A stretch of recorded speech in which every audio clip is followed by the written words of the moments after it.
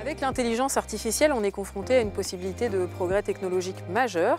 Pour la CGT, il ne s'agit pas d'être pour ou contre l'intelligence artificielle, mais d'interroger sur quelle intelligence artificielle, pourquoi faire, comment. Le but du colloque est tout d'abord de s'organiser. Ça va nous permettre en tout cas d'armer les camarades pour transformer l'IA comme nous on voudrait qu'il le soit, c'est-à-dire vers le progrès social et vers l'émancipation. Et surtout commencer à élaborer, à réfléchir à un plan de travail. Qu'est-ce que nous, on est capable d'accepter?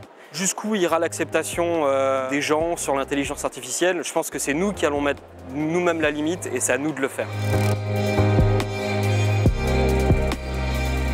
La CGT veut permettre à toutes celles et ceux qui développent, qui conçoivent des programmes utilisant l'intelligence artificielle de s'organiser ensemble pour analyser l'impact des technologies sur les enjeux sociaux et environnementaux, pour pouvoir tirer des sonnettes d'alarme quand c'est nécessaire. Et surtout de regarder quelle action syndicale et intervention syndicale la CGT peut avoir sur un sujet aussi important que celui-là, parce qu'on voit bien qu'aujourd'hui, l'intelligence artificielle, petit à petit, s'instaure dans les entreprises, dans les process de travail, dans le sens du travail que l'on peut donner. Est-ce que ça peut être un ami? Est-ce que ça peut être un ennemi? Ça dépend de comment est-ce qu'on va s'en servir. L'IA est aujourd'hui un outil.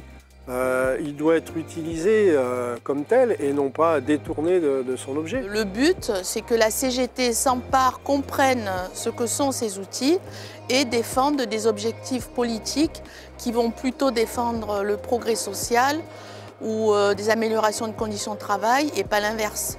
Entraîne une conséquence de l'IA. La destruction ou non de l'emploi. L'IA, ça va changer beaucoup de choses. C'est-à-dire en termes d'emploi, en termes de travail. Pour certains métiers, oui, il va y avoir du remplacement. Peut-être 300 millions d'emplois seraient impactés, pas forcément supprimés, mais il y a un impact aussi sur ce que vont devenir les métiers. Du point de vue de la CGT, il ne faut surtout pas automatiser tout ce qui peut l'être. Donc il faut regarder en quoi l'IA peut par exemple remplacer certaines tâches du travail humain, ça c'est sûr, mais ne prenne pas non plus tout le travail ou ne remplace pas l'homme ou la femme qui sont censés de contrôler ce travail en termes de décision dans le process de travail. Ça pour nous c'est important.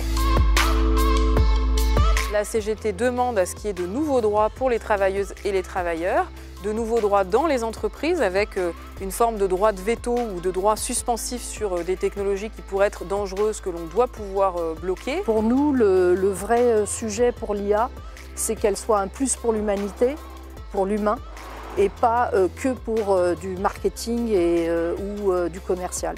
Et donc l'objectif, c'est pas de lutter contre l'IA, ça n'a pas de sens.